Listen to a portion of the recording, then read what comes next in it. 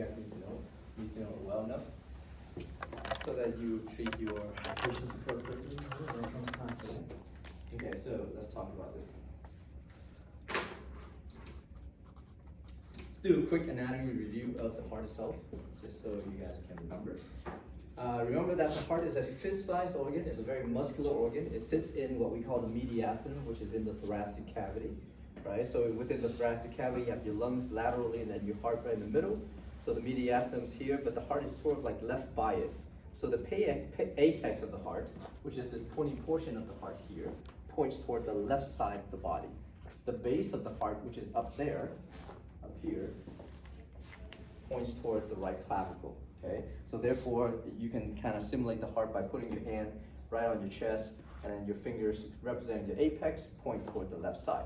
So this apex, the location of it is somewhere what we call the left mid-clavicular line. So take your left clavicle, divide in half, draw a line straight down, and then 6 intercostal space. So count the ribs, 1, 2, 3, 4, 5, 6. So between rib number 5 and number 6, somewhere around here, that's the 5th intercostal space, right? And then take a line over where those two lines intersect. That's approximately where the apex of the heart lies.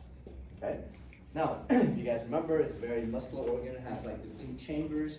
On the outside, you can see that it has a lot of blood vessels because the heart is always active. So therefore, it requires a huge amount of oxygen and nutrients all the time. Okay. Huge amount of blood flow. So a lot of coronary arteries and branches and things like that. It is also surrounded by a pocket of like adipose tissue, surrounded by other fibrous connective tissue, just to kind of protect that internal organ, right? You can see the top here, these are what we call the atria on top, and these two chambers down here we call the ventricles. I'll show you guys in a second what they look like on the inside. Now, of course, attached to the surface of the heart, there's also large blood vessels, so we call these the major blood vessels, right? So attached to the right atrium, returning blood both from the upper portion of the body and the lower portion of the body.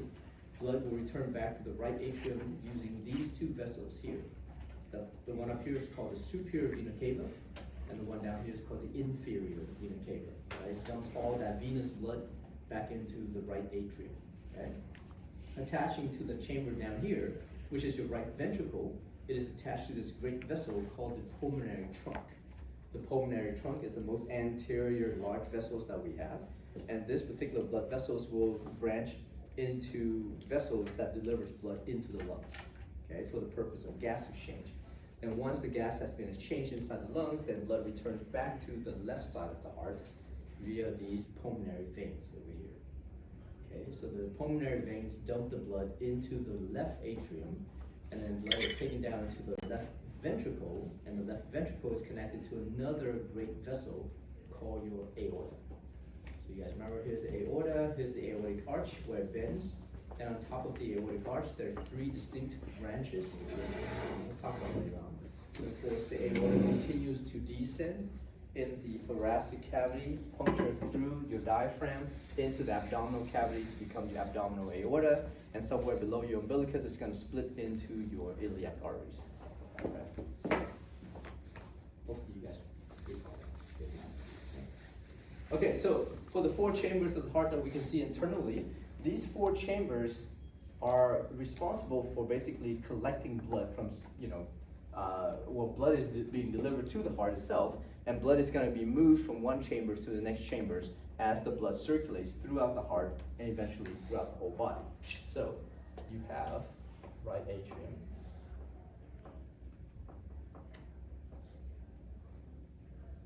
Okay, and below that you're going to have the right ventricle. Okay, so on the right side. And the left side, you have the left atrium.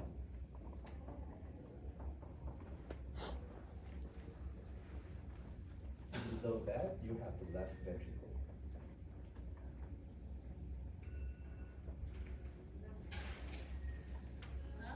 Okay. So essentially, you guys remember the right atrium is going to receive blood from the body itself, and these are what we call deoxygenated blood. So blood that is lower overall in overall oxygen content, right? This is the blood collecting from the rest of the body once the body does process some of that oxygen and nutrients and stuff like that. So this is just the blood returning to the right atrium through the superior and inferior vena cava. Once there, the blood is going to be pumped from the left to the right atrium into the right ventricle. Okay, and then from the right ventricle, it's going to pump that blood through the pulmonary trunk, so into the pulmonary trunk. So let me just drop that in there. So you have pulmonary trunk.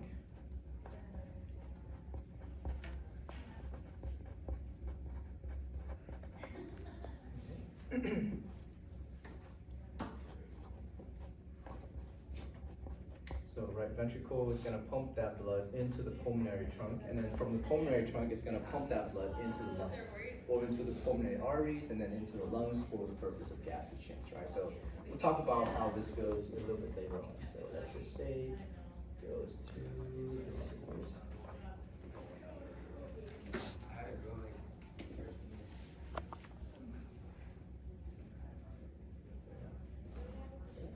and then from the lungs, the blood returned back into the left atrium. From the left atrium, it's going to be pumped into the left ventricle. And then from the left ventricle, that blood is being pumped into what we call your aorta, which is the other great vessel that we have.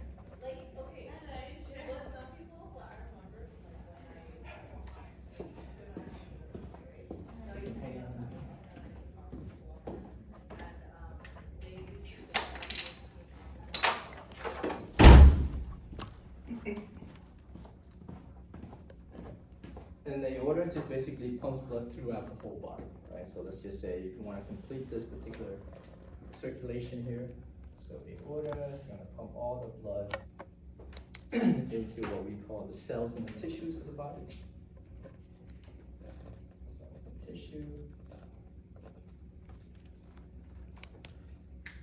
And from the cells and tissues, blood is collected and returned all the way back to the right atrium. Okay? So round we go until the day we die. Never stops. If it stops, we die. So I mean, you don't want it to stop, right? And that's the reason why you need to keep your heart pumping all the time. Okay? It has to work all the time. Now, if we're going to separate this out physiologically into two circulatory patterns, so there's a shorter circulatory pattern that is from the right ventricle into the lungs. So we call that the pulmonary circulation.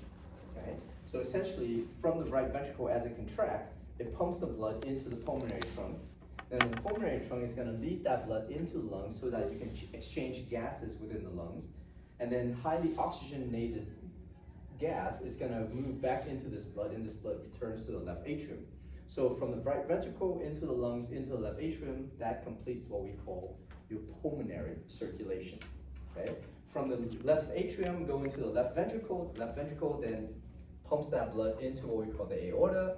The aorta then delivers that blood, eventually branching into millions of blood vessels, so that you're going to eventually have gas exchange and nutrients exchange to your cells and tissues.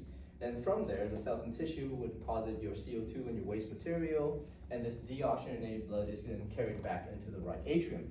So from the left ventricle through your aorta into the cells and tissues, back into the right atrium, that completes what we call the systemic circulation. Okay, so we have two circulatory activities. You have the pulmonary circulation, and you have the systemic circulation as well. Okay. All right.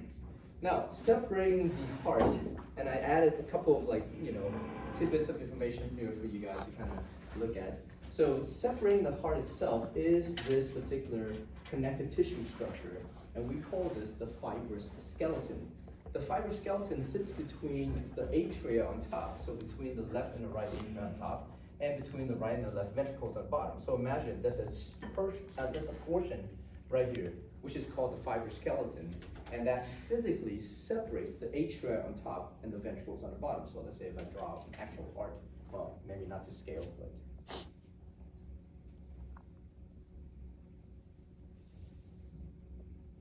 okay, that's your right atrium, left ventricle, left ventricle. Okay, So there is a structure, there's a fibroskeletal structure that essentially is found right here, separating the atria on top and the ventricles on the bottom. Make sense? Okay. Now, not only does this particular fibroskeleton forms that physical border that separates the atria on top and the ventricles on bottom, this fibroskeleton also forms what we call the interatrial septum. So this wall that separates the right and the left atria, okay? And it also forms part, or at least the upper part of what we call the interventricular septum. Because the interventricular septum, can you guys open the door for me? The interventricular septum is essentially, there's two portions to it. There's an upper portion, which is known as the membranous portion, and a lower portion, which is a muscular portion of that particular septum.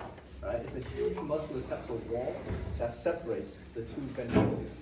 Right? So between the right and left ventricle, that's how we separate them. Okay? And that's all formed by your fibroskeleton. Now, on the fibroskeleton itself, there are these raised area, rounded area, we call the annuli fibrosi rings. The annuli fibrosi rings also act as attachment points for your heart valves. And there are 4 heart valves within your heart that we'll talk about later on, okay? And of course, finally, there's a very important function that is produced by that fibroskeleton, in addition to all the other physical stuff that it's already doing. But it also acts as an insulator to insulate excessive electrical signals that's emanating throughout the heart itself. Because the heart itself is made of cardiac tissue, right? These cardiac tissues are highly electrically charged, so therefore, once it receives some kind of electrical stimulation, it will produce action potentials massively. Just like any muscles, right? We talk about skeletal muscle producing action potentials so that it can contract and relax. Same thing in the heart. Think about like these millions of cardiac muscle cells in the heart producing action potentials pretty much at the same time so that they can contract together and relax together. And therefore, huge array of electrical signals just moving about within this cardiac tissue. So therefore, in order for the heart to be more synchronized in its activities, you need to have a structure that will absorb excessive electrical signals so that the heart doesn't contract out of sync with each other. Does that make sense? Skeletal muscle, we don't really care, right? Because we can consciously control the activities of skeletal muscle. And furthermore, skeletal muscle, we have the ability to recruit different motor units. So every single time we contract our skeletal muscle, we don't have to contract the whole muscle group. We just contract a part of it just to basically produce enough tension so we can overcome whatever load that we're trying. In the heart, we don't have that ability, right? There's no recruitment in the heart. So when the heart contracts, it contracts all of it, contracts and relaxes all of it. Okay? There's no motor units in the heart. Can you imagine? Like, because we don't consciously control the heart anyways, right? So blood fills the heart and all of a sudden you're like, you know what, let's just contract like 20%. We don't need the other 80%, right? Well, then you die. So that's a great thing that we don't consciously control that activity. So therefore, in the heart, every single time the heart contracts, it contracts in synchronicity. And because of that, it acts as one individual unit, okay? So all of it contracts together, all of it relaxes together, and stuff like that. So if you have excessive electrical signals just emanating throughout the heart, you have to have ways to kind of insulate the ones that may inadvertently stimulate electrical activities in the heart, maybe prematurely. Because you want the heart to contract, and then you want the heart to relax before it contracts again. Okay? You don't want the heart to contract, and then as it relaxes, it contracts again, right? Prematurely. That's bad. Okay? We call that arrhythmia, and arrhythmia can lead to a lot of cardiac death. Okay? Or at least death related to cardiac type of abnormalities and stuff like that. Oh, another thing I forgot to mention is that the fibroskeleton also acts as an attachment point for all of your cardiac muscle. So essentially, the cardiac muscle attaches on one side, wraps around, attaches to the other side. Okay? So you guys think about muscle, the way it contracts, it has to be attached from one end to another end. Otherwise, when it contracts, it can't really move anything. Right? You take a piece of muscle and you isolate that out, you remove that from your body, and you flop it down on the table and you stimulate it and it contracts, it doesn't move anything. So it has to have attachment points in order for it to move something of the body. Okay? So therefore, the attachment point for all your cardiac muscles in your heart is that fibroskeleton. Okay? So that thing is very important. And this is what the fibroskeleton looks like here. The silvery stuff right in the center. This is a view with the atria removed. So you have both right and left atria removed from the top. You're looking down onto the heart. You can see this fibroskeleton here acting as an attachment point for all your cardiac muscles. At the same time, they have these raised rings called the annuli fibrosi rings, which acts as the attachment points for these heart valves here. And there are 4 heart valves that we're going to talk about. Okay. Also act as a great insulator against excessive electrical signals that's emanating throughout the heart itself, therefore allowing for the heart to conduct the electrical signals in a synchronized and orderly fashion, okay, so that the heart can be synchronized in its overall activities. All right, now when we talk about the heart valves itself, there are 4 heart valves. There are 2 of them that are located between the atria on top and the ventricles on the bottom. So therefore, we call those the atrioventricular valves, right? The name tells you exactly where they're located. So atrioventricular means they're sitting between the atria and the ventricles, okay? So basically part of this fibroskeleton, they're sitting between these 2 chambers here, and they're sitting between these 2 chambers here, okay? So,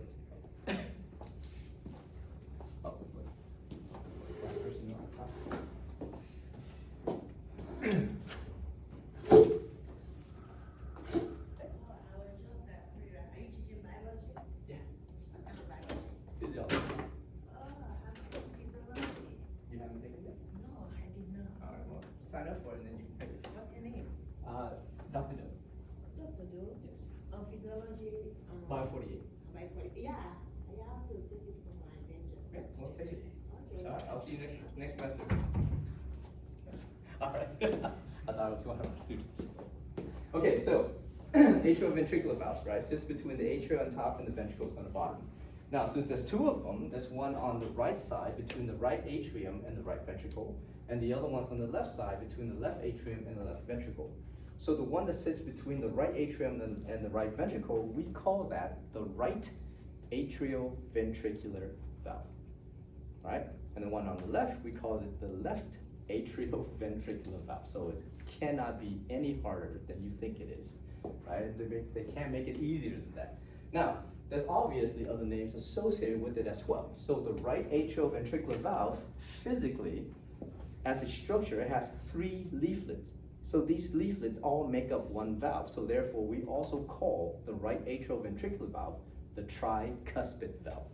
It has 3 of these leaflets we call the cusp, okay? And on the left side, because morphologically or physically, they have 2 of these leaflets that form one valve. Therefore, we call the left atrioventricular valve the bicuspid valve, okay? Now, the bicuspid valve also has another name, and we call that the mitral valve. Okay, so therefore, these particular heart valves separates, let's say the right atrium and the right ventricle, and that'll be your right atrioventricular valve,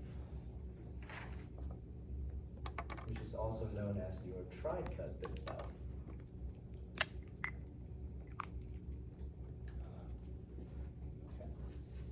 And then separating your left atrium and your left ventricle will be your left atrioventricular valve. And that is also known as your bicuspid mitral valve. Okay. All right. Now, the whole purpose of having these heart valves is because you want blood to only flow in one direction throughout the heart, okay? You don't want blood to move backward from one chamber to the previous chamber. So therefore, as blood returns to the right atrium, and that blood is being pumped into the right ventricle, you don't want that blood to go back into the right atrium. So the purpose of the right atrioventricular valve when they open is to allow blood to move from the right atrium into the right ventricle.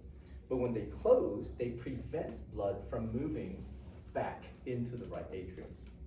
Make sense? So therefore, for the right atrioventricular valve, they open downward into the right ventricle, and they close back up, okay?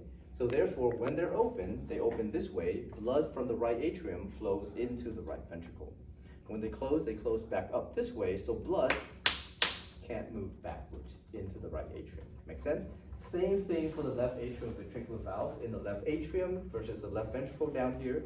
These left atrioventricular valve will open downward to allow blood to move down from the left atrium into the left ventricle. And when these heart valves close, it prevents blood from moving back into the left atrium. Okay? So keep that in mind. Now, there's also two additional heart valves, and we call these the semilunar valves. Semilunar because they have these half moon shapes, so to speak, and the stiffer little valves, and there's three of these particular cusps that makes up this valve.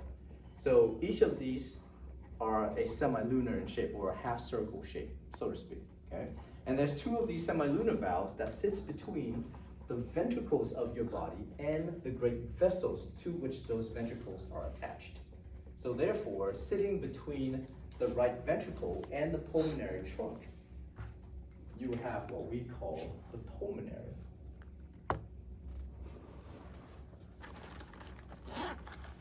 semilunar valve. Okay. And then sitting between the left ventricle and your aorta is another semilunar valve, and we call that the aortic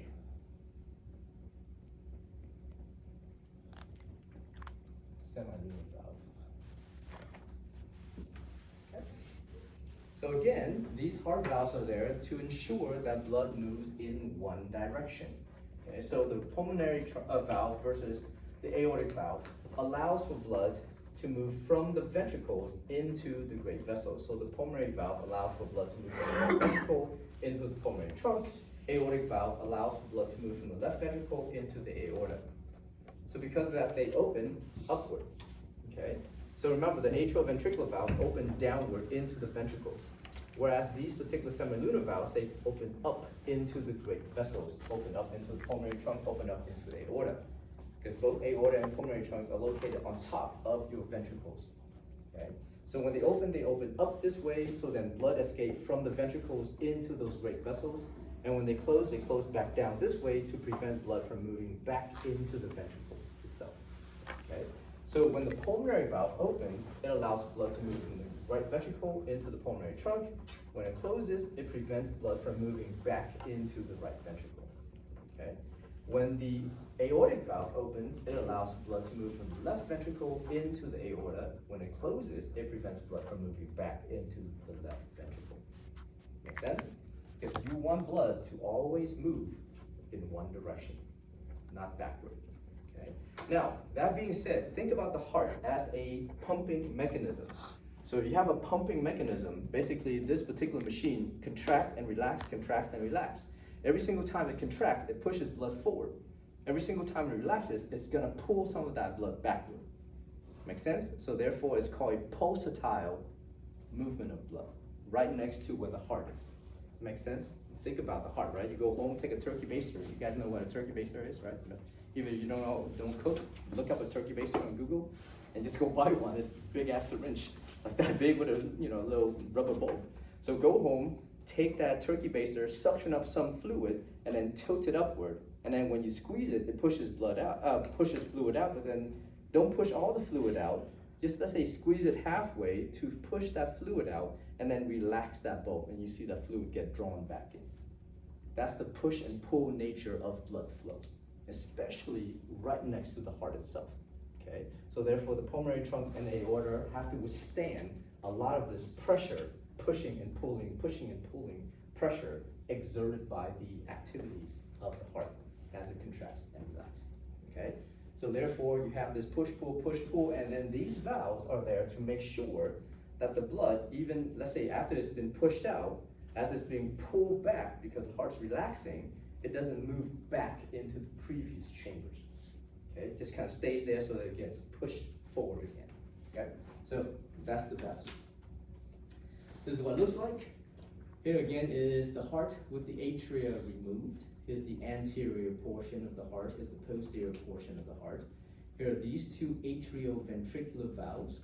This is on the right side, so that's the right atrioventricular valve, or the tricuspid valve. It has 3 leaflets, see that? And then on the left side, this is the left atrioventricular valve. Because it has 2 leaflets, we call it the bicuspid valve, or the mitral valve, okay? Now, located posteriorly, you have these two semilunar valves.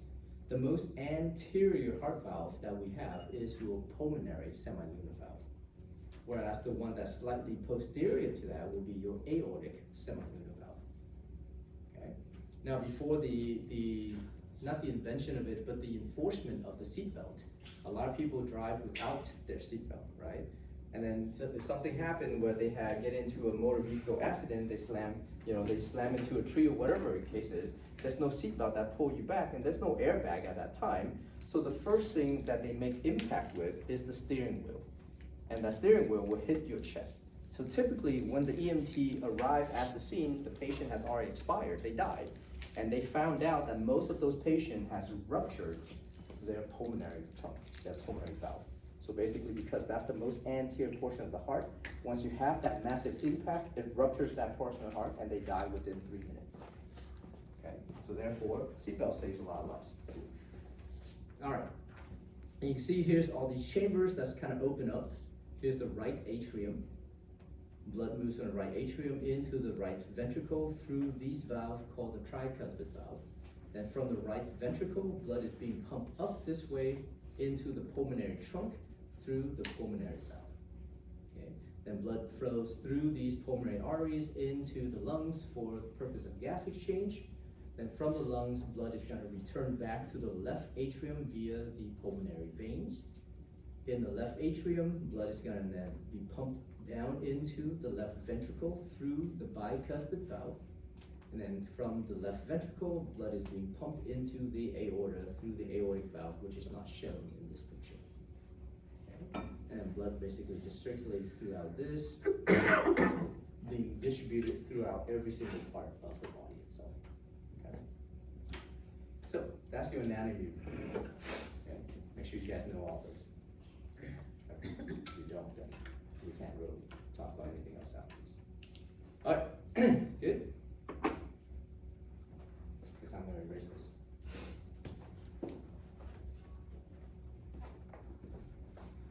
It's a lot of drawing today, so I have to use the board. Yeah. Wait.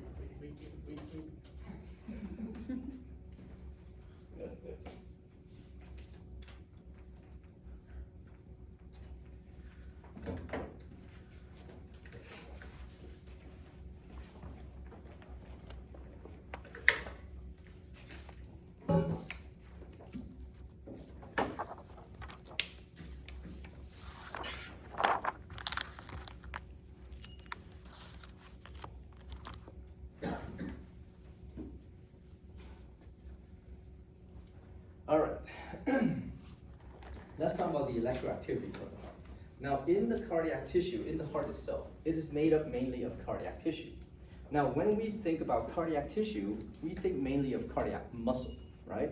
But not all cardiac muscle in the heart are cardiac muscle in terms of its contractile activities. Some of these cells in the heart are cardiac tissue that are non-contractile, which means they don't contract nor do they relax. Make sense? Okay, so those particular cells we call the pacemaker cells or the autorhythmic cells. Okay, those are non-contractile cardiac muscle cells of the heart. Whereas the vast majority of those cardiac muscle cells are what we consider to be contractile cells. So when we talk about the contractile cardiac muscle cells, think about the cells that you see all the time in histology or in anatomy when we talk about cardiac muscle, right? Striated muscle, highly branched, uninucleated, and stuff like that, all connected together by that intercalated. Okay? So there's two different types of cardiac tissue or cardiac muscle cells. One is a specialized cardiac muscle cells that are non-contractile cells we call the autorhythmic or pacemaker cells. And the other ones are the typical contractile cardiac muscle cells that we all think about when we think about cardiac muscle. Right? Now, these autorhythmic cells and the contractile cells, they're actually all connected together in some form, right? So imagine in the heart itself, you have an autorhythmic cell. Well, we'll call it the pacemaker cell.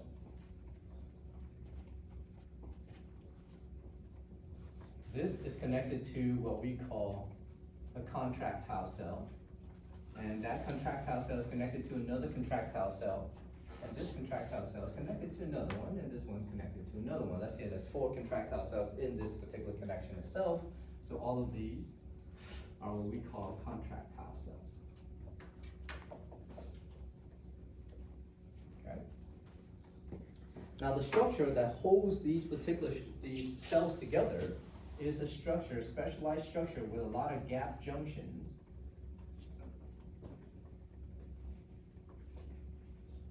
And we call those the intercalated discs. Okay? These intercalated discs, it contains a lot of gap junctions so that it allows for these cells to rapidly communicate with each other, to stimulate each other in rapid succession, so that this whole thing can react as a single unit. Yes? So the calcated disc, are they like the equivalent of the myelin sheath? No, it's not the same. They're almost the same, but they're not the same. These are just particular intercellular junction that holds the cells together. And between them, there's a bunch of what we call gap junctions. Gap junctions are these like little pores, these channels that allow for rapid communication between the two cells, right? So it's not the same as the myelin sheath, okay, in that sense. So therefore, if let's say you have an electrical signal, an action potential produced by your pacemaker cell, that action potential doesn't have to go outside to basically do what it needs to do. It can be spread, or it can spread from one cell to the next cell.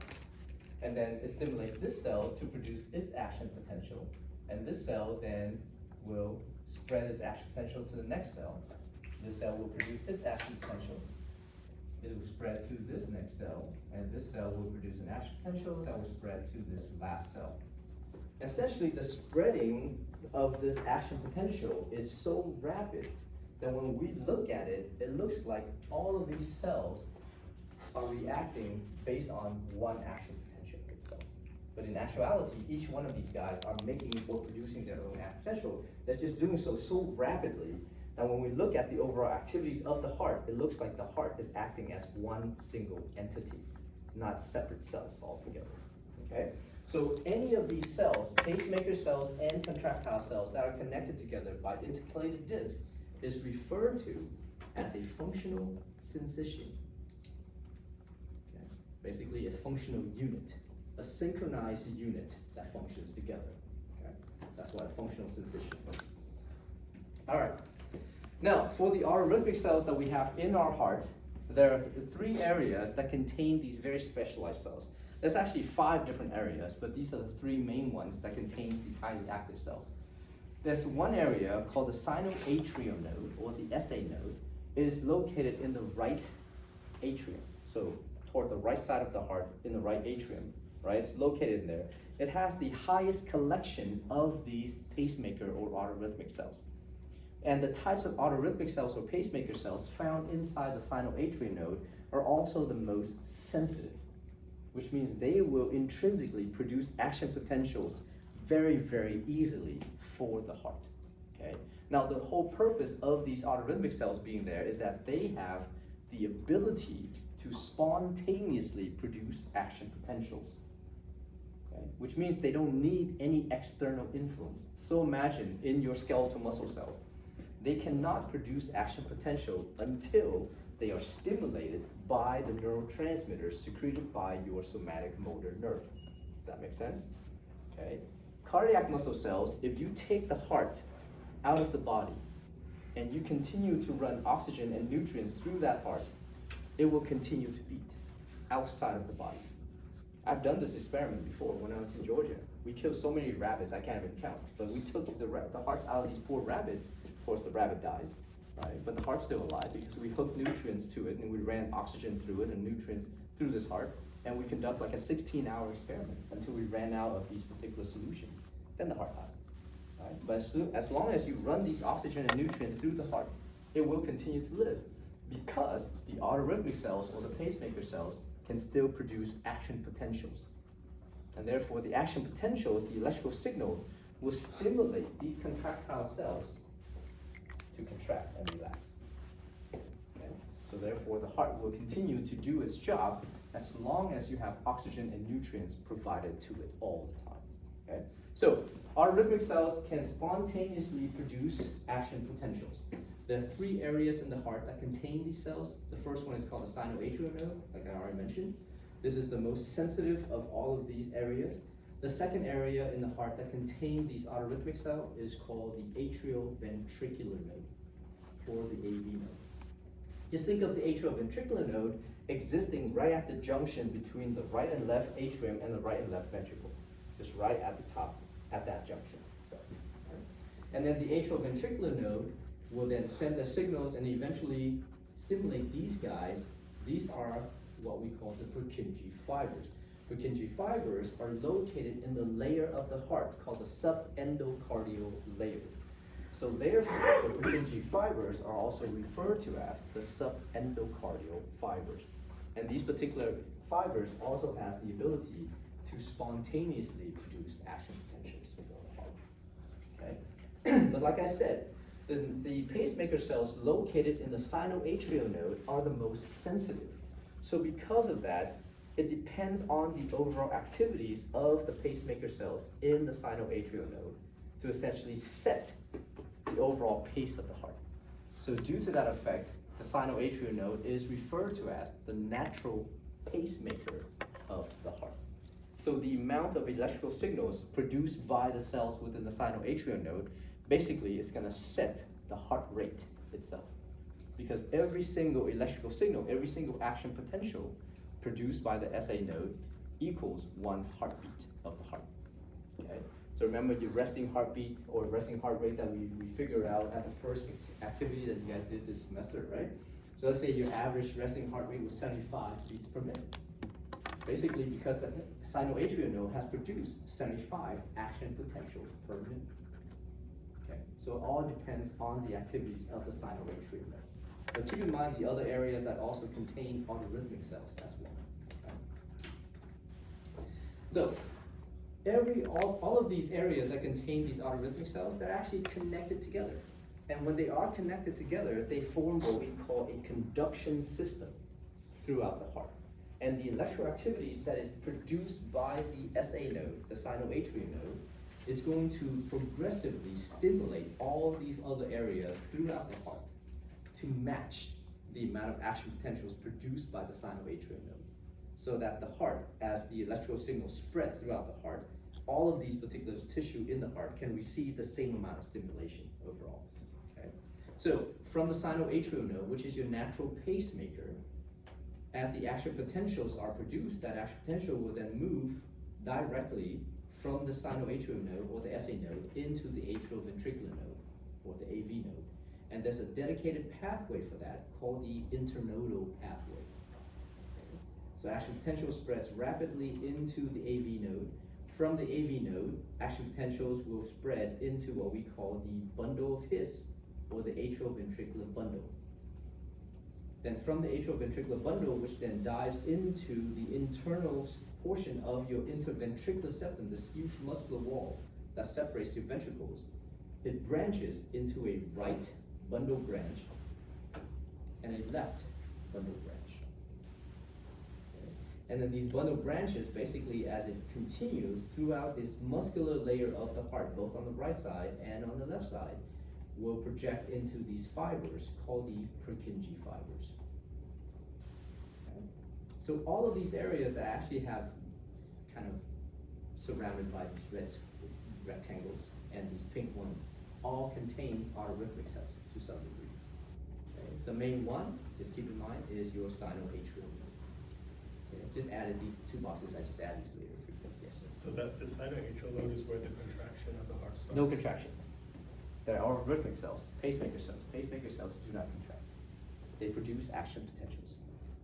That's where the original electrical activities starts, right? So if you do something to get rid of that sinoatrial node, you'll be in big trouble, right? So sometimes there is no communication, let's say between the sinoatrial node up here and the atrioventricular node. So if that's the case, the sinoatrial node can no longer communicate, and therefore there's no longer any action potentials being produced. that will spread all the way down. So if that's the case, the atrioventricular node then starts to take over as the pacemaker. But the atrioventricular nodes, the cells located in that node, is not as sensitive as the cells in the sinoatrial node. So it cannot produce that high amount of electrical activities for the heart itself, okay? And that leads to a certain degree we call heart block and stuff like that, okay? So if you have that particular condition, then you need to eventually place an implantable pacemaker in the heart to simulate the electrical activities of the SA node, okay? So whatever you do, keep the SA node alive. Of course, keep the AV node alive, keep all of these conduction pathways alive, right? There's a very small blood vessel that feeds blood directly into the atrioventricular node. And in cardiac clinics and stuff like that, we've seen a lot of these particular patients that was brought into the ER because they had sudden cardiac death due to a massive thrombosis or a blockage of that blood vessels that feed blood into the AV, right? And we call that the widowmaker because it's instant death for those particular patients. It stopped the heart immediately and then you die. Anyway, not to be morbid, it is Monday. All right. Now, when you have these electrical signals starting from the SA node and then being projected all the way through this whole conduction system, you guys don't need to know it, but just please keep in mind that the conduction velocity, the speed at which these action potential spreads throughout the heart is very different, okay? So essentially just think about it this way. It's very fast from the SA node into the AV node. And then while it's moving through the AV node, it slows down very, very, very slow. Okay, it becomes much, much slower in terms of progression of these action potentials. Once it leaves the AV node to go into the AV bundle or the bundle of His, and then into the bundle branches, it picks up speed again. It's now twice as fast as it was in the SA node. And then as it gets into the Purkinje fibers, the speed at which it's moving is about 4 meters per second. So it's like, you know, quadruple the time, okay? So it doesn't matter. I don't care if you guys know those particular rates or velocities or not. It's up to you. You can learn it if you want to. It's not that hard. SA node to AV node is 1 meter per second. Inside the AV node is 0.05 meter per second. Out of the AV node into the AV bundle and bundle branches, that's 2 meters per second. Into Purkinje fibers, that's now moving at 4 meters per second. 4 meters per second in an organ about the size of your fist. Think about how fast that electrical activity is moving. Okay.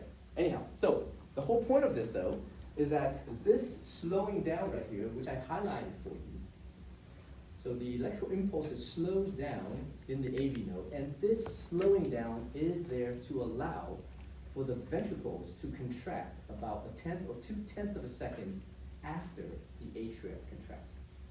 So if you have the atria on top and the ventricles on the bottom, you don't want at any given time for both sides to contract together. If they contract together, you die, okay? Why? Because you have to move blood throughout the heart. So therefore, you want the atria first to fill with blood, and as the atria contracts, it pushes that blood into the ventricle. So the ventricle has to be relaxed. Make sense? And then as the ventricles contract, it pushes that blood into the vessels, and then the blood moves forward, so therefore the atria has now to relax, to fill with blood. So atria contracts, ventricles relax. Ventricles contract, atria relax. And it alternates. Make sense? Okay? So if none of them contract, you die. Both of them contract, you die. You have to contract differentially. Make sense? Right? Just think about how the heart is working, and don't just memorize it. Because you memorize it, I assure you, you will get these questions wrong.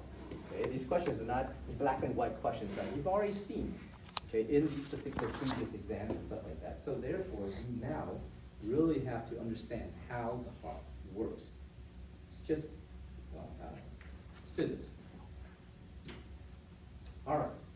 Now, let's talk about what kind of action potential or the action potential curve that is generated in these autorhythmic cells or the pacemaker cells, right? Again, pacemaker cells are specialized cardiac muscle cells that has the ability to spontaneously produce action potentials, okay, without any kind of external influence. Of course, you can apply external influence if you want to, but you don't have to, right? Because if you isolate the heart, these autorhythmic cells will produce action potentials for the heart. Now, the reason why these cells can produce action potentials on their own is because they do not have a steady resting membrane potential. You guys remember the resting membrane potential? Right, of any living cell, right? Typically measured at about negative 70 millivolts compared to the outside and inside of the cell because of this separation of charges due to the electrical chemical gradient of all of those ions and therefore causing the inside to become more negative versus the outside of that cell, right? In the neurons, we talked about that, okay? So for you guys that missed that question on the lab exam, don't worry, you have another chance to redeem yourself. If you don't redeem yourself, don't worry, there's another semester. You need to redeem yourself, okay? I mean, you gotta learn this until you know it, otherwise you will continue to repeat this. Anyhow, so separation of charges, this allows for the cell to be in what we call a polarized state. And in a polarized state, this allows for us to stimulate that cell so it can react. And as it reacts, it will change the membrane polarity so that can become either depolarized or hyperpolarized, to become either excited or become inhibited. Does that make sense? Okay, so same process that's occurring almost, right? Now, in the action potentials of these pacemaker cells, this is what it looks like.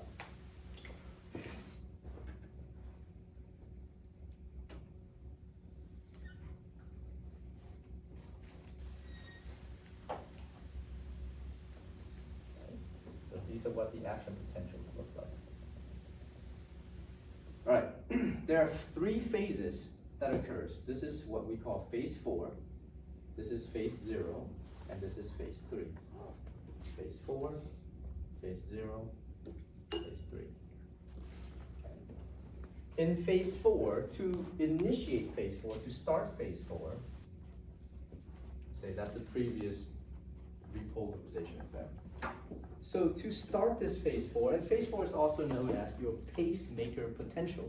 Just think of it like the graded potential that you see in the neurons, which means you can actually change the slope of this phase, okay? To make it reach threshold faster, or it takes longer to reach threshold. So it's up to you, up to the heart, what you want to do in terms of the regulation of the heart rate itself, okay? So phase 4 is called the pacemaker potential, and to start the pacemaker potential, right at the bottom of this electrical potential here, something happens to trigger an ion channel to open. So, in the pacemaker, or to maintain the pacemaker potential, to basically allow for this pacemaker potential to exist, right at the bottom of this electrical signal, this triggers an opening of what we call the HCN channels. So HCN channels open. Now HCN stands for hyperpolarization activated cyclic nucleotide gated channel. That's what HCN stands for. Okay? So hyperpolarization activated. Think about it. These ion channels are activated by hyperpolarization. Cyclic nucleotide gated, that means if you have a cyclic nucleotide, you can bind that to this channel and it will also open or close. Okay? So what's the most common cyclic nucleotide? We'll talk about that later. That's your cyclic AMP. Okay? But right now, just kind of focus on the overall activities of this thing. And of course, you guys can abbreviate this too if you want to. Okay? So HCN, you can abbreviate that, but please know what it stands for. Okay? Because I may not abbreviate it if I'm asking you guys these questions. Okay? Now, the HCN channels are also referred to as the funny channels. And the reason for this is because when it was first discovered, the scientists that discovered them sees that their activities are so weird. And they're like, it's kind of funny in a way, right? To them it's funny, I don't know, to us, to us it's just confusing as hell. But to those scientists, they're like, it's funny because when it opens, it kind of opens slowly and there's sodium ion that flows in, but then you can also trigger it to basically open a little bit more by binding some kind of cyclic nucleotide to it and stuff like that. So they're confused about what this particular ion channel does. So maybe they were on drugs and they're like, hey man, that's kind of funny. Oh, I get it. Let's just call it the funny channel, right? Because we don't know what else to call it. So they call it the funny channels. It just so happened that this funny channel is also a sodium ion channel. Okay? So HCN channels or funny channels, they open. Now, the HCN channels are specific for sodium ion. So when these guys open, you're gonna have sodium ion influx. Why does sodium ion influx into the cell? Why does it influx? Because you need more sodium ion to generate action potential. So why does sodium move into the cell versus out of the cell? Hmm? There's a fixed anion What does that mean? inside there. The gradient across the. Because of the membrane. concentration gradient. It's a very simple answer. It's a lot more sodium outside versus inside. So when you open up that ion channel, and that ion channel is specific for sodium ions, sodium will move from high concentration to low concentration across a permeable membrane. Okay. All right, so sodium influx, and therefore you depolarize this membrane slightly. Okay. Once you depolarize this membrane based on the fact that sodium is moving into the cell, now somewhere around midway, and we don't care about what the voltage is, right? Because now we've already gone past like those particular silly numbers and stuff like that. So somewhere halfway, you can think of it that way. This depolarization triggers another ion channel to open, and that is known as the T-type calcium channel.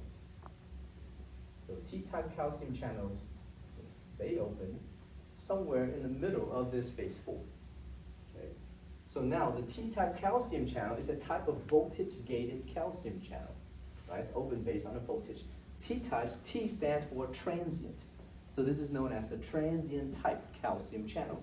They open somewhere in the middle of this phase 4. So now together, because this is specific for calcium, you're gonna have calcium influx. Okay? And again, calcium is moving inward because there's more calcium outside of the cell compared to the amount of calcium inside those cardiac cells. Okay? So at this point, you have two signals that will further depolarize that membrane. Make sense? Okay, so phase 4, called the pacemaker potential. Now, once you reach threshold, and we don't care what threshold is in these cardiac muscle cells, but once you reach that threshold voltage, it will trigger a huge amount of another type of calcium channel. So here, we'll call this the L-type calcium channel. They will open. Okay, so the L-type calcium channels open right at threshold. And when the L-type calcium channels open, it opens massively, just like the voltage-gated sodium channels in the neurons. But in these pacemaker cells, the L-type calcium channels open at threshold, which allows for a massive influx of calcium ions. Okay? So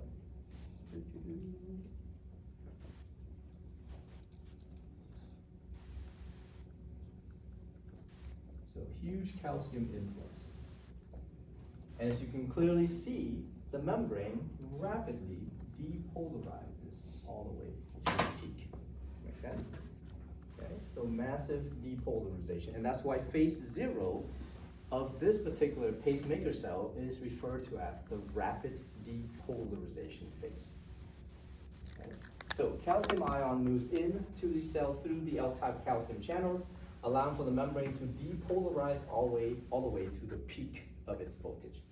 Somewhere in the middle, I'm not going to write it in, but you guys can note it. Somewhere in the middle of this phase 0, both the ACN channels and the T-type calcium channels were closed. Okay. All right. Once we get to that peak, two things happen. So at the peak here, the first thing happens is that the L-type calcium channels, they will close.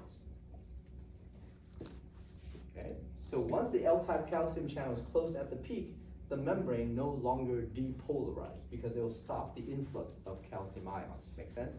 So it looks very similar to the neurons that we talked about already, right? Now, another thing happens simultaneously at the peak. We have a bunch of voltage-gated potassium channels. They will open. Okay? When the voltage-gated potassium channels open, this allows for potassium ions to efflux. Okay. And the reason why potassium is effluxing or leaving the cell, again, is based on the concentration gradient of potassium ions. There's a lot more potassium ions inside of the cell compared to outside of the cell. Now, of course, as potassium ion is now rapidly leaving that cell, what happens to this membrane is that it will repolarize all the way down. Okay? Now, since there's no true resting membrane potential, as the membrane repolarizes, somewhere here it will hyperpolarize, so it'll make the membrane slightly more negative than what its potential resting membrane potential should be. But it never reaches the resting membrane potential, it never stays rested at all. So basically during this repolarization process, which is phase 3, the membrane eventually will hyperpolarize, and that hyperpolarization is gonna trigger the opening of the HCN channel.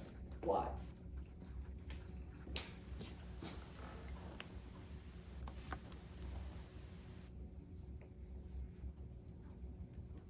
Because the H in the HCN stands for hyperpolarization activated. So it's activated by the hyperpolarization effect of the previous action potential. Okay, so this action potential here basically stimulates the next action potential, which then stimulates the next action potential, which then stimulates the next action potential. That's what that is. No, this is only in here, not these guys yet, okay? So this is only in the autorhythmic cells. Now, when do you think it will stop? Does it come to a rest?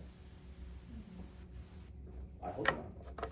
I mean, eventually, yes, we don't live forever, right? We're not immortal. So yes, it will come to a rest. That's the day when we leave this plane and move on to the next plane of life, or if you believe that, whatever, go to heaven, go to hell, or whatever you guys believe. Right? It's when you die. That's when this thing stops. That's all. All right. So we call this the pacemaker cells. Now, the main pacemaker cells in our body is in your SA node. So therefore, anytime we talk about pacemaker cell thick, this is the activities going on in your SA node. Okay.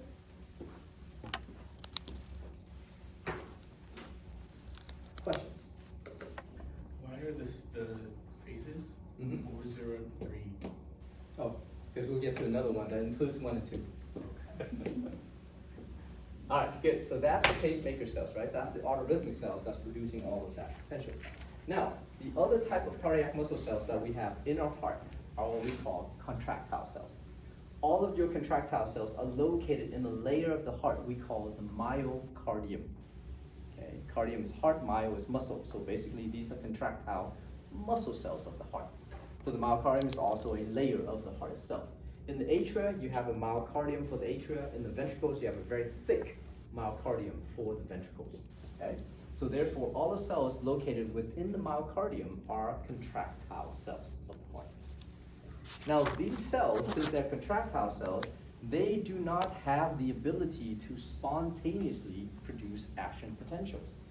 They, like every single contractile cells of the body, requires some kind of stimulation in order for them to start produce their action potentials and eventually contract. Just like skeletal muscle cells, they are contractile cells, but they cannot contract on their own. Does that make sense? They need an electrical signal to stimulate them so that they can contract. Okay? Remember the theory we're talking about, the excitation, contraction, coupling mechanism of the skeletal muscle cell? Same thing for every single living contractile muscle cells of the body. So cardiac muscle, same thing. Smooth muscle, same thing.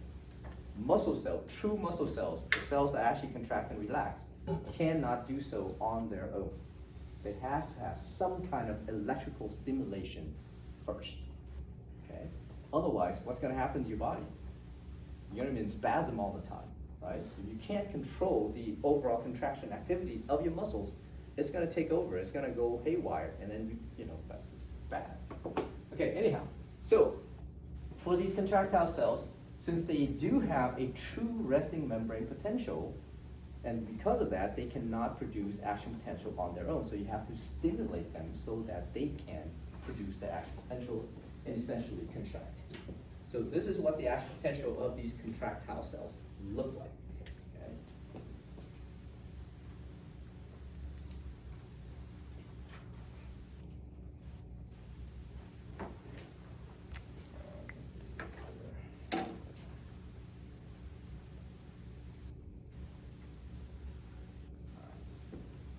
Okay, so now we have 5 phases. Here's phase 4, phase 0, phase 1, phase 2, phase 3, and then phase 4. Okay. Phase 4 is known as your resting membrane potential. This is a true resting membrane potential of this cell, which means you have to stimulate this cell in order for it to produce its action potential. Yes. Are these phases just like completely different than that? Like Oh, yeah, of they're course. each like zero, like But they're zero, in the zero. same tissue, Yeah. but they are very different because they require different kind of ion and ion channel activities. Okay, so phase 4, resting membrane potential. You guys remember the 3 factors that maintain your resting membrane potential of any living cell? What's the most important one? Sodium, potassium, ATPase. The sodium, potassium, ATPase. Without that, everything is, we don't need to talk about anything else. Okay? So sodium, potassium, ATPase is important. Secondly, what else do you have? This is on your lab exam. Last week. The potassium leak channel. The potassium leak channels allow potassium to leave the cell, so therefore the membrane inside is always more negative than the outside. What's the third? What did you say? Fixed anion. The large fixed anions inside the cell, right? All the proteins with phosphate attached to it, therefore a bunch of negative charges inside the cell, making the inside of the cell much more negative than the outside of the cell, okay?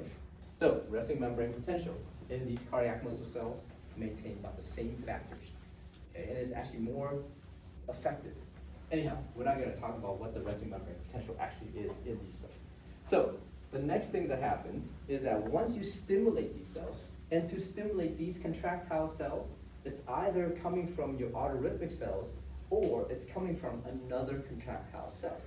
It depends on where these contractile cells are located. Okay? So let's say if you take this first contractile cell here, it's going to be stimulated by the action potentials produced by your pacemaker cells, which looks like this. But if you talk about the second contractile cells, it will be stimulated by the action potentials produced by the previous contractile cells. So this action potential that stimulates this second cell will look like this. And then this guy will stimulate that contractile cell, and as this cell produces action potential, it will also look like this. So therefore, contractile cells are stimulated either by an autorhythmic cells or a previous contractile cells. Depends on where it's located in this functional syncytium itself, okay? Since they're all connected together by intercalated disc, so they have to be oriented in that particular fashion. This action potential gives way to a series of those ones. It gives way to this guy to produce that action potential. Right. But this action potential will then stimulate this guy to produce this action potential. This guy produces the same action potential, that guy produces the same. After that, it has to be these action potentials, no longer that one. But it's set by this, right? Because without this, you would not have these. Make sense? All right, good. Okay, so now, let's talk about this. So phase 4, basically the resting membrane potential, right? Now, phase 0 is what we call rapid depolarization, okay? So once again, it's called rapid depolarization, just like this phase 0 here, okay? So, for this rapid depolarization phase, phase 0 of the myocardial cells, the contractile cells, the ion channels responsible for this, and it opens right at threshold, and threshold is like held very close to the resting membrane potential, but these particular type of ion channels are known as the voltage-gated sodium channels. Okay? But these voltage-gated sodium channels are a lot more effective than the regular voltage-gated sodium channels that we saw in the neurons. Now you remember the neurons, once you reach threshold, voltage-gated sodium channels open, and they open massively to allow massive amount of influx of sodium ions, right? Pop the membrane from negative 55 all the way up to positive 30 millivolts within 1 millisecond of time. These guys, much faster than that one. Okay, so therefore, when they were first discovered, the scientists were like blown away by the sheer velocity, the sheer like effectiveness of these voltage-gated sodium channels. They're still called voltage-gated sodium channel, but how do you differentiate them from the other voltage-gated sodium channels? So the scientist says, you know what? These guys are pretty fast. Let's call them fast voltage-gated sodium channels. They probably ran out of drug by that time. Sobering up, like, they're just fast in the other one. Okay, let's call them fast. Okay, so anyhow, now once threshold is reached, these fast voltage-gated sodium channels open, this membrane depolarizes very rapidly all the way to the peak. So when you guys are talking about these ion channel activities here, please call them the fast voltage-gated sodium channels. Don't just call them the regular voltage-gated sodium channels, otherwise they'll be very offended. All right, now once you reach the peak of this action potential, two things happen simultaneously. The first thing is that the fast voltage-gated sodium channels, they will become inactive because they are still voltage-gated sodium channels, so they have to go through those phases. Open, oh, I gotta put open right here. Open, inactive, and close. Okay, remember that, right? We're talking about the neurons, okay? So anyhow, so they become inactive at the peak of that action potential. Now, as soon as they become inactive, another thing happens simultaneously. So once they become inactive, that membrane no longer depolarizes. But then you can see the membrane starts to repolarize slightly. And that is due to the fact that at the peak, there's a voltage-gated potassium channels that open.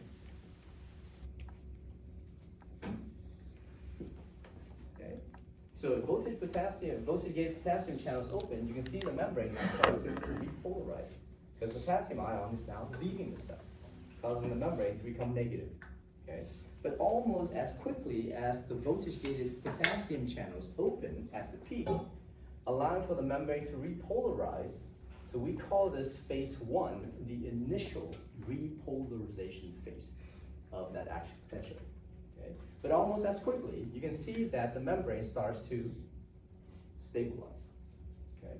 So therefore, somewhere around here, there's another ion channel that opens. And this ion channel is called the L-type calcium channels. Okay, so once the L-type calcium channels open, it allows for the membrane to now maintain a plateau, an even phase. Now the reason why that is because you have calcium ions coming into the cell and potassium ions leaving the cell.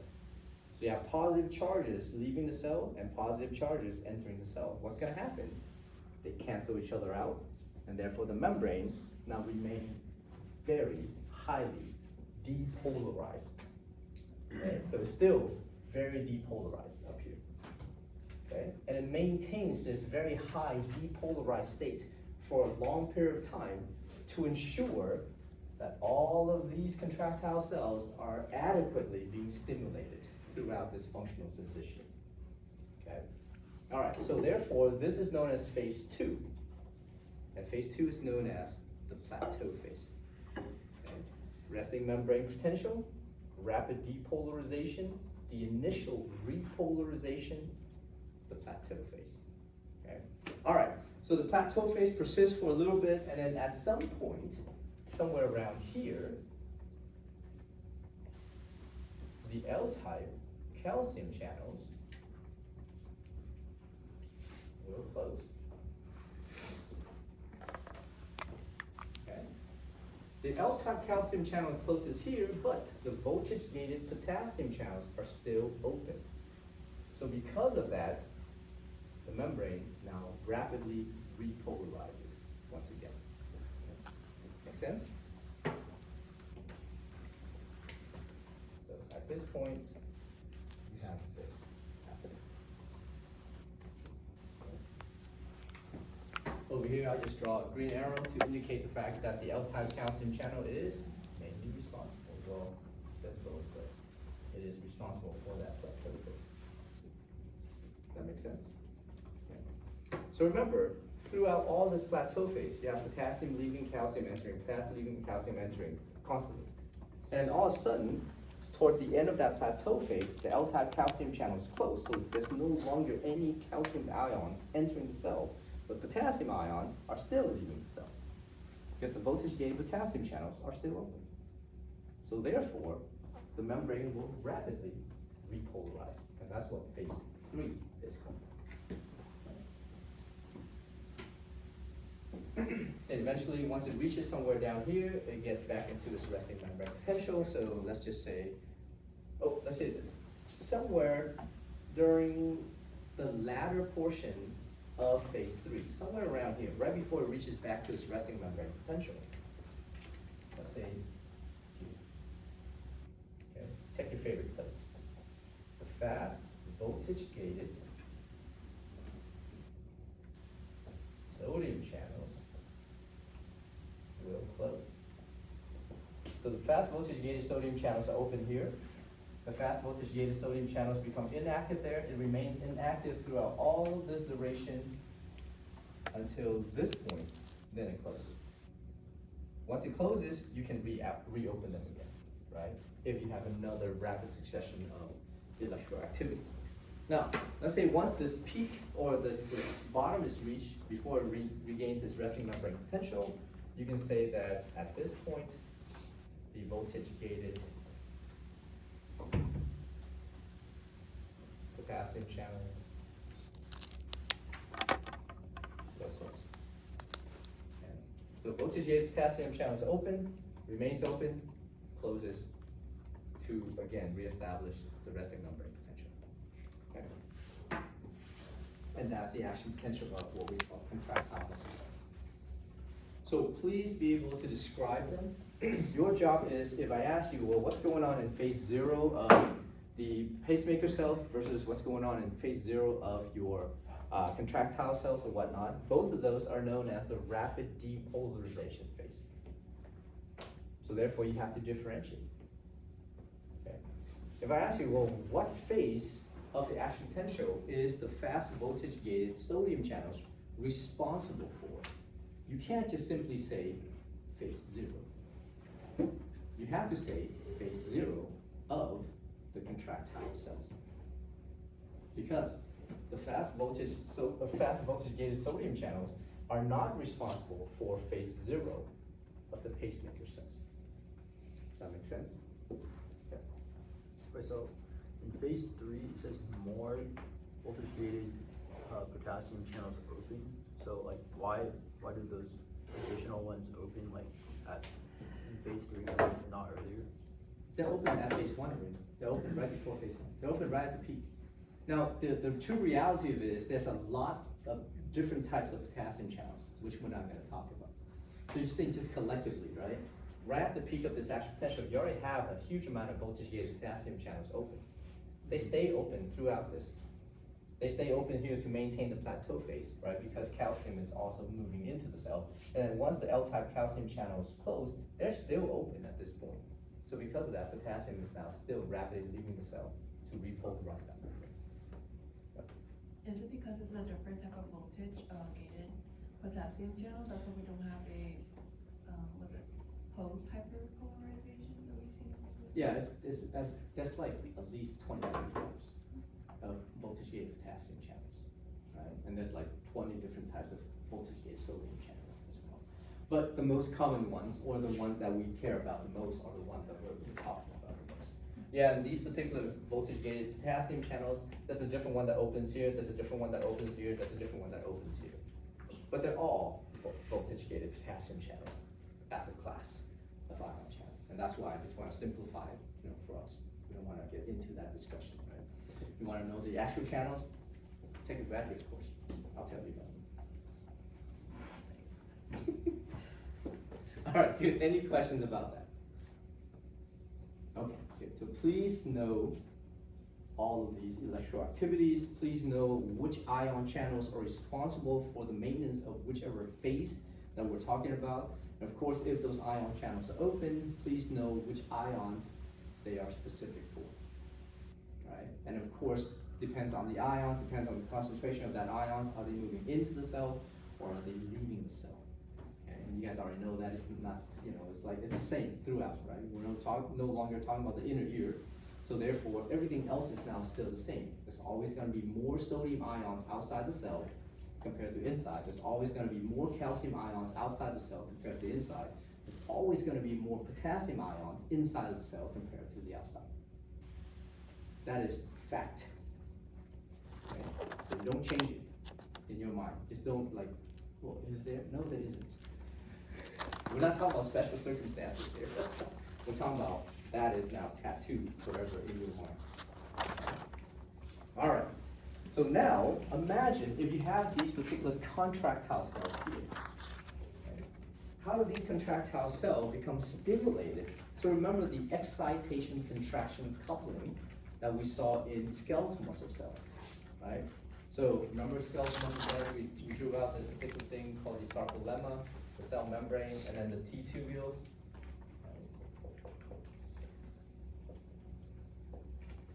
Remember the T-tubules is a sarcolemma. On the skeletal muscle cell, you have the motor end plate, which is part of that neuromuscular junction for the somatic motor neuron to synapse onto it. In the cardiac muscle cells, we don't have that, okay? So in this cardiac muscle cell, as they generate action potential, the action potential is just gonna propagate within the cytoplasm of the cell and then move along the inside of the membrane, changes the polarity of that membrane consistently. Now, of course, inside this particular cell, there's also smooth endoplasmic reticulum.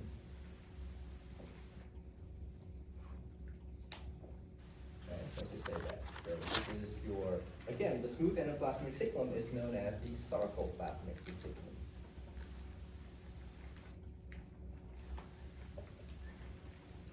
Now remember the skeletal muscle cells, the portion of the sarcoplasmic reticulum that's right next to the T-tubules, we call the terminal cisternae. In cardiac muscle cells, there are no terminal cisternae. Okay? It's just sarcoplasmic reticulum coming close to the T-tubules on both sides. Okay? Now, on the T-tubules, there are a bunch of these ion channels. These guys are the L-type calcium channels. Okay. Now, on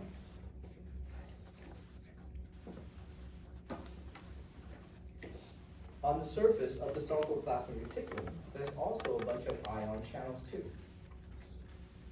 You guys remember what these are called? In skeletal muscle, these guys are physically attached to the voltage-gated calcium channels on the membrane of the T-tubules.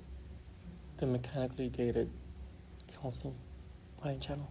They're called mechanically gated. What's the name of those mechanically gated calcium channels? They're mechanically gated. Yeah. We call them the calcium release channels. Okay. Now remember, in skeletal muscle, these calcium release channels are mainly mechanically gated, but they also have a receptor portion, which we didn't really talk about much, right? Because it's not as active. In cardiac muscles, these guys have a very effective receptor portion. And the receptor portion on these calcium release channels is known as the ryanodine receptor.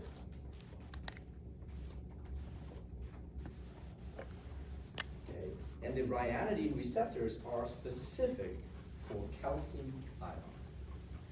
Okay, so imagine an action potential is going to propagate within these cardiac muscle cells.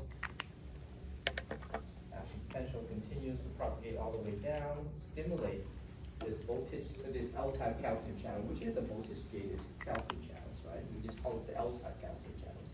Once this L-type calcium channels are stimulated by the action potential, it will open.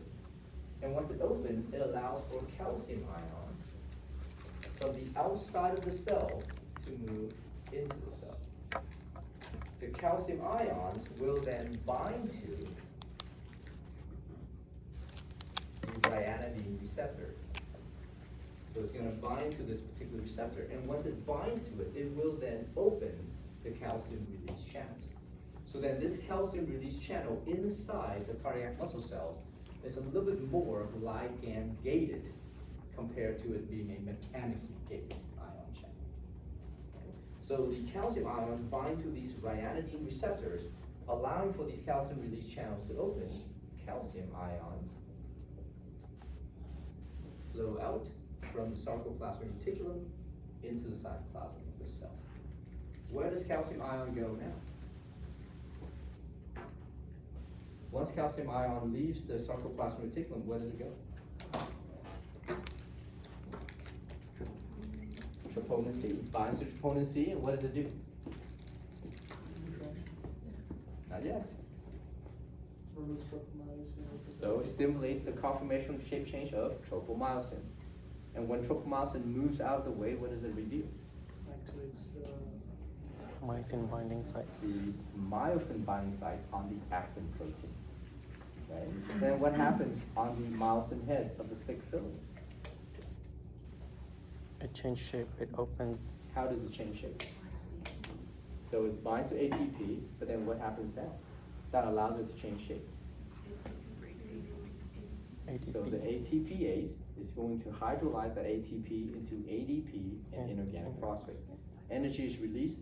This myosin head changes its shape, sees all the actin binding sites on, the myosin binding site on the actin protein, grabs onto that, forming what? Cross bridges.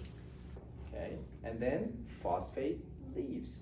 And this causes the myosin head to change its shape again while grabbing onto actin and propelling actin toward the M line.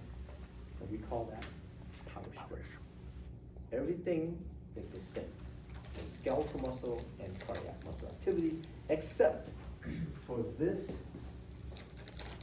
initial portion here. Right? In skeletal muscle cell, the calcium release channel is a more active, mechanically gated ion channel, which is dependent on the activities of these voltage-gated calcium channels here to pull and open the calcium release channels. Right? In cardiac muscle cells, these calcium release channels are more ligand-gated type of ion channels, which depends highly on the binding of calcium ions to their ryanodine receptor. Once calcium ions bind, this allows for this calcium release channels to open, which then release the calcium. Everything after that is the same in terms of skeletal muscles and cardiac muscles. Okay? So you still have to achieve the sliding filament theory in cardiac muscle. But does the release of calcium here is dependent mainly on the binding of calcium. And that's why we call this calcium stimulated calcium release. Okay? And cross bridges and power strips. And of course, we have a latent period as well, right? All of that excitation, contraction, coupling. So here's the electrical signal. And then there's a slight delay until you see the tension being produced by the contraction of the cardiac muscle. Same thing. All of that accounts for all of this molecular activities that's happening inside that cardiac muscle cell. All right.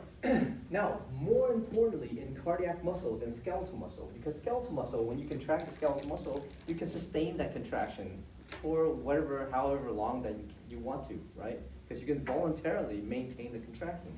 In cardiac muscle, once the muscle contracts, it has to relax. It can't stay contracted, otherwise you die. So therefore, as it contracts, and what's the purpose of cardiac muscle contraction? What do you think it's trying to achieve? Yeah, it's moving the blood throughout the circulation. But then once it moves the blood, what else does it need to do? It needs to fill with blood. So it can pump the blood out. Fills with blood, pumps the blood. Fills with blood, pumps the blood. So therefore, in order for it to fill with blood, it has to relax. in order for it to pump the blood, it has to contract. So therefore, the contractile phase of the heart is quickly followed by the relaxation phase of the heart, so that it can contract again, right? Otherwise, there's no blood for it to contract. So if the heart either contract and stay contracted, you die. If the heart relax and stay relaxed, you die. It's a pump. So if you don't pump, the fluid becomes stagnant. And if you can't move blood around your whole body, your cells will starve because they constantly need oxygen and nutrients all the time. Okay? So therefore you have to have this pump working all the time. Otherwise, bad things happen to your cells. Anyhow, so therefore, to really help or aid in the relaxation of cardiac muscles, there's actually 3 mechanisms to ensure that you rapidly remove the calcium away from troponin C. Why? Because once you remove calcium from troponin C, you now get rid of all the cross bridges so the sarcomere can relax back to its original state. Okay? So again, the primary mechanism of removing the calcium is through this primary active transporter called calcium ATPase. This calcium ATPase is located on the sarcoplasmic reticulum, and it is responsible for removing 80% of the calcium ions from that cytoplasm. Now think, you also have calcium coming from the outside, right, as it influx into the cell through this L-type calcium channel. So then you have to take those calcium and you have to pump it back out to the external environment. So in order to do that, on the surface of these cells, there's this secondary active transporter called the sodium-calcium exchanger. The sodium-calcium exchangers allow for sodium ions to diffuse in. Using that diffusion energy, it now takes that energy, that power, to pump calcium ions back out of the cell. Because to remove calcium ions from the cell to the outside is an active process. There's always more calcium outside versus inside of the cell. Right? So you're moving calcium now from low concentration to high concentration across the membrane. Okay? So that sodium-calcium exchanger is responsible for removing about 15% of that calcium ions from within the cytoplasm of these cells. Thirdly, there's another mechanism that is facilitated by another primary active transporter called the calcium ATPase. This calcium ATPase is also located on the cell membrane. And of course, it uses ATP to actively remove the calcium ions from this cell. But it is it's only responsible for removing about 5% of the calcium ions. So therefore, we need to differentiate this calcium ATPase on the cell membrane, which only removes 5%, versus this calcium ATPase located on the sarcoplasmic reticulum, which is responsible for removing 80% of the calcium ions. So there's a special name for this calcium ATPase on the sarcoplasmic reticulum, and we call that the SERCA. SERCA stands for sarcoendoplasmic reticulum calcium ATPase. Okay? And that is the main method to remove calcium ions from troponin C, so that you can induce muscle relaxation adequately. All right, questions? Okay. And of course, all that being said, you also have a bunch of refractory periods, right? So again, the absolute refractory period is the period between the opening of the fast voltage gated sodium channels, the inactive state of the fast voltage gated sodium channels, and it ends when the fast voltage gated sodium channels closes. Just like any voltage gated sodium channels in the body. In the neurons, the absolute refractory period is also the period between the voltage gated sodium channels open, become inactive, and close. Right? And what's the purpose of the absolute refractory period? So what's happening during the absolute refractory period? Keep in mind that during that time, the cardiac muscle cells cannot produce another action potential, no matter how strong a stimulus that is being applied to that contractile cell. Does that make sense? Because you don't want another action potential to be produced while that contractile cell is in the middle of its electrical signal, which is essentially allowing it to contract. Right? So, kind of makes sense. All right. take a quick break and come back and talk about EKG.